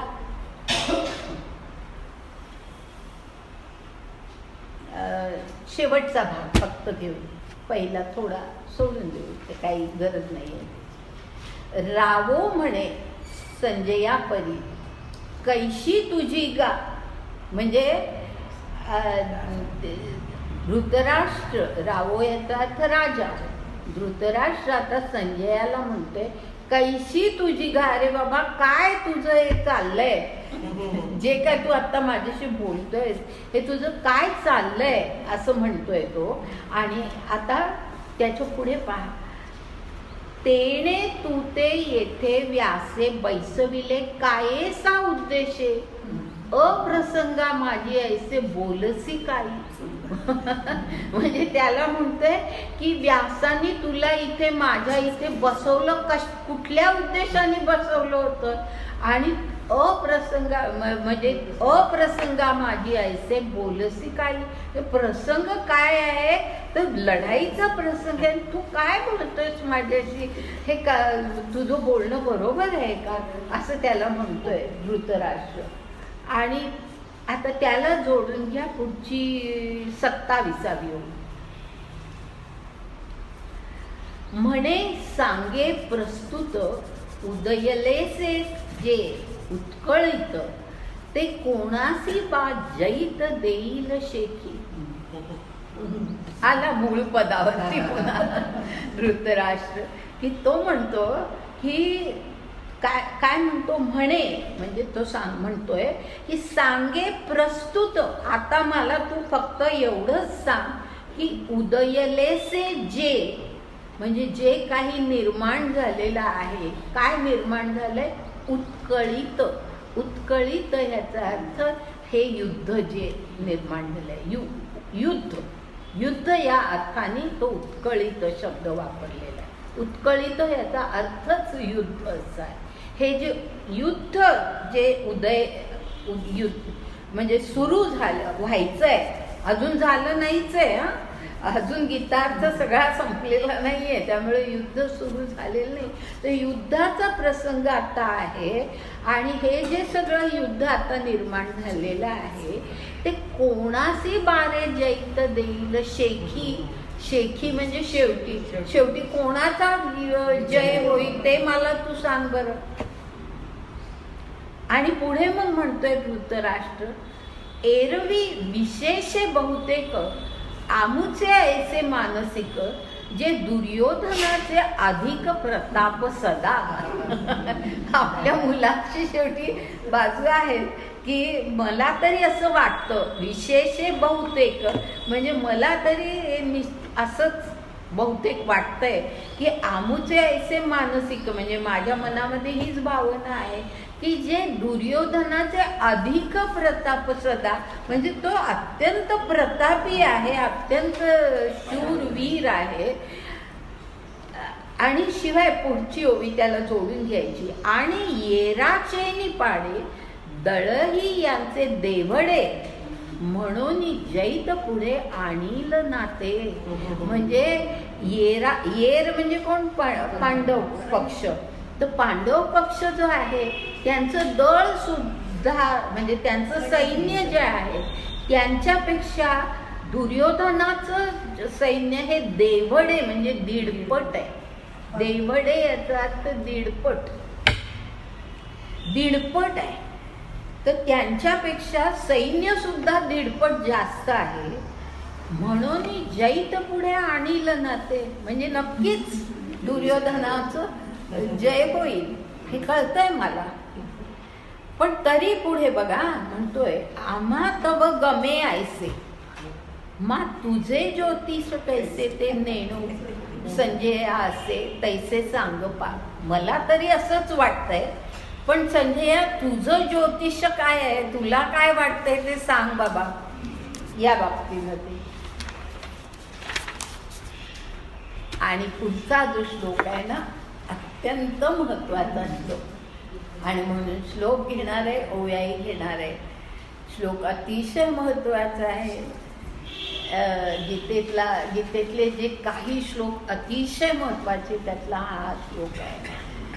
आणि तो श्लोक असा आहे, यत्र योगेश्वरः कृष्ण यत्र पार्थो धनुर्धरः तत्र श्री विजयो भूतिर्ध्रुवा नीतिर्मतिर्मम. म्हणजे यत्र योगेश्वरः कृष्ण म्हणजे जिथे योगेश्वर, ज्या बाजूला, यत्र म्हणजे ज्या बाजूला योगेश्वर कृष्ण आहे, आणि यत्र पार्थो धनुर्धरा ज्या बाजूला धनुर्धर पार्थ आहे, तत्र त्या बाजूला म्हणजे बाजू म्हणजे पक्ष, त्या पक्षाला श्री विजयोर भूतिर्ध्रुवा नीतिर्मतिर्मम म्हणजे माझी मती असं सांगते. संजयाचा श्लोक संजय म्हणतोय हे की माझी मती असं सांगते की त्याच पक्षाला विजय आणि नीती ही त्याच पक्षाच्या बाजूला असणार. नीती सुद्धा, कारण तो पक्षच असा आहे की जो नीतिमान आहे, तर त्यामुळे नीती सुद्धा त्यांच्याच बाजूला आणि विजय सुद्धा त्यांच्याच बाजूला असणार, हे माझी मती सांगते असं संजयाने म्हटलेलं आहे. आता थोड्या ओव्या ह्यातल्या बघूया. यया बोला संजयो म्हणे, जी येर येरांचे मी नेणे परी आयुष्य तेथे जिणे हे पुढे. म्हणजे संजय काय म्हणतो की धृतराष्ट्राच्या या प्रश्नावरती की तुझं काय भवितव्य आहे ते सांग, म्हणजे तुला काय वाटतंय ते सांग असं म्हटल्यानंतर संजय असं म्हणतो की येर येरांचे मी नेणे, म्हणजे मला काही मला काही ह्यांचं हे कळत नाही की कोण जिंकेल आणि कोण जिंकणार नाही. हे जरी श्लोकात असलं ना तरी तो या ठिकाणी येर येरांचे मी नेणे, मला काही ते माहीत नाही. परी आयुष्य तेथे जिणे हे पुढे. ह्याचा अर्थ ज्याचं आयुष्य जितकं आहे तितका तो जिंकतो, म्हणजे तितका तो जगतो एवढं मला माहिती आहे. म्हणजे त्या एका ह्याच्यामध्ये सगळं आलेलं आहे की आता कौरवांचं आयुष्य संपलेलं आहे, हेही संजय बोलून गेलेलं आहे या ठिकाणी. तर अशा प्रकारे आणि पुढे थोड्या ओव्या घेते. चंद्र तेथे चंद्रिका शंभू. आता मी अर्थ सांगत नाही, फार सोपं आहे सगळं. चंद्र तेथे चंद्रिका, शंभू तेथे अंबिका, अंबिका म्हणजे पार्वती. संत तेथे विवेका, असणे जिका. म्हणजे हे असतं जिथे हे आहे तिथे ते आहे. कारण आधी सांगितलं ना आता हे नीती आणि विजय कुठल्या बाजूला असणार आहे ते सांगितलेलं आहे, म्हणून त्या ज्ञानदेवांनी असं ओव्यांमध्ये घातलंय. पुढे रावो तेथे कटक. रावो म्हणजे राजा, राजा असतो तिथे कटक म्हणजे सैन्य. सैन्य जिथे राजा असतो तिथे सैन्य असतं. सौजन्य तेथे सोयरीक. म्हणजे सोयरीक ह्याचा अर्थ नीट लक्षात घ्या. आपण सोयरीक जुळवतो ती सोयरीक नाही. सोयरीक ह्याचा अर्थ नातं, नातेसंबंध, आप्तसंबंध. सौजन्य नुसतंच मैत्र नव्हे, मैत्र पेक्षाही अधिक नातं. सोयरी. कोण सोयरे असतात, तर जे सौजन्य ज्यांच्यामध्ये असतं त्यांचे ते आपले सोयरे असतात. वन्ही तेथे दाहक सामर्थ्य की, दया तेथे धर्मू तेथे सुखागम, सुखी पुरुषोत्तम असे जैसा. इथपर्यंतच घेते. असेच पुढचे सगळ्या गोष्टी आहेत. सोपं आहे सगळं. त्यानंतर आता 34व्या ओवीनंतर एकदम 40वी ओवी 1640 ओवी. कृष्ण विजय स्वरूप निजांगे, तो राहिला असे जेणे भागे, तै जयो लागेच आहे ना, लागे वेगी तेथेची आहे. म्हणजे ज्या ठिकाणी कृष्ण आहे तो कृष्ण म्हणजे विजय स्वरूपच आहे. तर त्यामुळे तो ज्या भागे म्हणजे ज्या पक्षाकडे आहे, तो ज्या पक्षात आहे तिथे विजय असणारच. त्याचप्रमाणे पुढे म्हटले, विजया नाम अर्जुन विख्यातू, विजय स्वरूप श्रीकृष्ण नाथू, श्रेयसी विजय निश्चितू तेथेची असे. श्रिया आहे, श्रियेसी विजय निश्चितू तेथेची असे. म्हणजे अर्जुनाचं आणखी एक नाव विजय असं होतं. तर जिथे अर्जुनाचं नाव विजय हे विख्यातच आहे आणि त्यामुळे तोही विजय स्वरूपाचं श्रीकृष्ण नाथू, श्रीकृष्ण ही विजयच. आणि श्रिया म्हणजे लक्ष्मी. तर ती लक्ष्मी आणि विजय हा त्या पक्षालाच मिळणार हे निश्चित आहे. म्हणजे राज्य त्याच पक्षाला. लक्ष्मी कशा अर्थाने म्हटले की राज्यप्राप्ती ही त्या पक्षालाच होणार. आता तिथून पुढे 47 ओवी. म्हणून जियाबाही उभा आहे ना, उभा तो लक्ष्मीयेचा वल्लभा, तेथ सर्व सिद्धी स्वयंभा येर नेणो. म्हणजे सोपं आहे पहा. ज्या ठिकाणी लक्ष्मीचा वल्लभ, जिया बाही उभा, बाही म्हणजे ज्या बाजूला लक्ष्मीचा वल्लभ उभा आहे, तो सर्व सिद्धी म्हणजे तो सर्व स्वयंभू सर्व सिद्धी त्याला प्राप्त होणारच.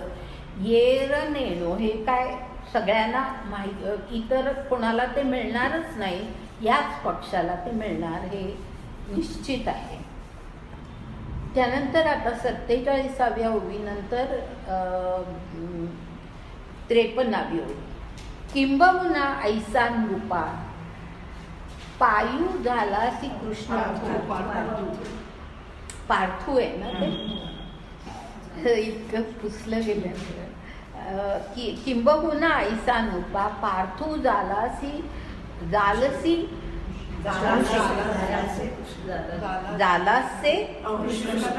जालासे का, पार्थू जालासे कृष्ण कृपा, तो जयाकडे साक्षेपा रीती आहे.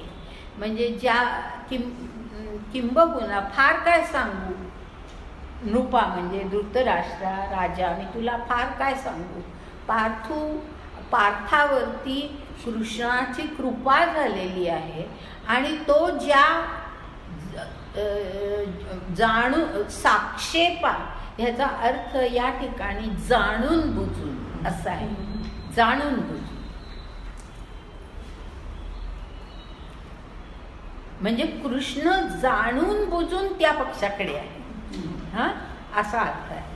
तर तो जयाकडे साक्षेपा रीती आहे, म्हणजे जाणून बुजून तो ज्या पक्षाकडे आहे तो पक्ष हा, तो पुढची ओवी त्याला जोडून घ्या. तोची गा विजयासी ठावो, ये तो तुझं कोण संदेहो, तेथ न ये तरी वावो विजयोची होय. म्हणजे ह्याच्या त्यांचाच विजय होणार त्या पक्षाचा, ह्यात तुला संदेह काय वाटतोय? तेथ न ये तरी बावो, म्हणजे ह्यामध्ये शंकाच बाळगू नकोस, त्यांचाच विजय होणार असं स्पष्ट सांगितलेलं आहे.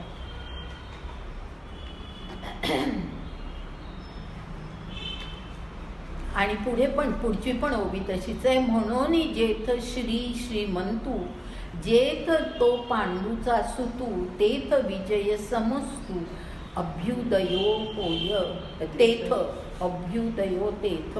कळलं असेल ना आता? हां. त्यानंतर पुढे जरी व्यासाचे साचे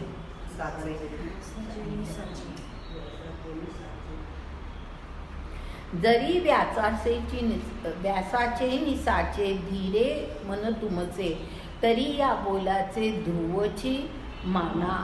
म्हणजे ध्रुव याचा अर्थ अढळ, म्हणजे हे जे काय मी बोलतोय ना हे अढळ आहे, हे तुम्ही लक्षात घ्या. जेथ तो श्री वल्लभू, जेथ भक्त कदंबू, तेथ सुख आणि लाभू मंगळाची.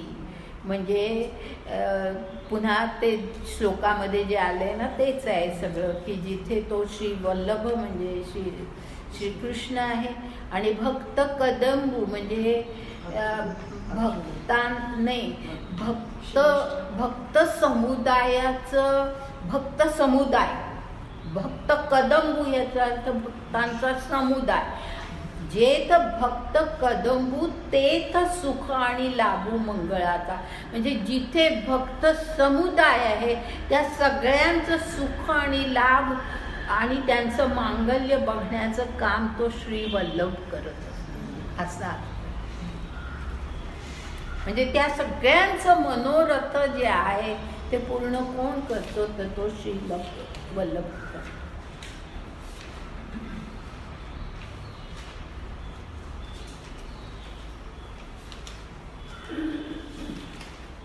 आणि पुढची 58वी जी ओवी आहे ना ही पण घेते. या बोला आन होये तरी व्यासाचा अंकु न बाहे, ऐसे गरजोनी बाहे उभी देणे. म्हणजे संजय म्हणतो की जर समजा मी हे सांगतोय ह्याच्यापेक्षा वेगळं काही जर घडलं तर मी व्यासाचा अंकु न बाहे, याचा अर्थ मी संजय हा व्यासांचा शिष्य होता, तर मी व्यासांचा शिष्य आहे असं ह्याच्या पुढे कधीही म्हणणार नाही. ऐसे गरजोनी बाहे उभिली तेणे, म्हणजे असं गरजून त्यांनी आपले हात उभारले की असं ह्याच्यापेक्षा वेगळं जर काही घडलं तर मी व्यासांचा शिष्य आहे असं मी कधीही याच्या पुढे बोलणार नाही असं संजयाने म्हटलं.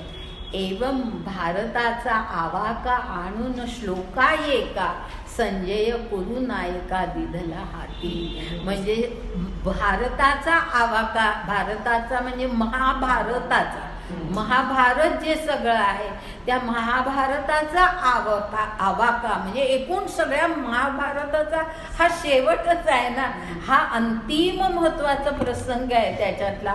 तर त्यामुळे संबंध महाभारताचा आवाका संजयानी ह्या कुरु नायकाला म्हणजे धृतराष्ट्राला एका श्लोकामध्ये सांगितला की एवढा एक श्लोक हा सगळा महाभारताचा आवाका आहे. संपूर्ण महाभारत जणू काही सांगितल्यासारखं आहे की यत्र योगेश्वर पार्थ, यत्र पार्थ धनुर्धरा. अतिशय सुंदर श्लोक आहे. आणि आता आपण तिथे थांबूया, थोडंसं राहिलेलं आहे, 6 वाजत आले, थोडं राहिले, अगदी म्हणजे अगदी थोडं 1 तास सुद्धा नाही लागणार इतकं थोडं राहिलेलं आहे.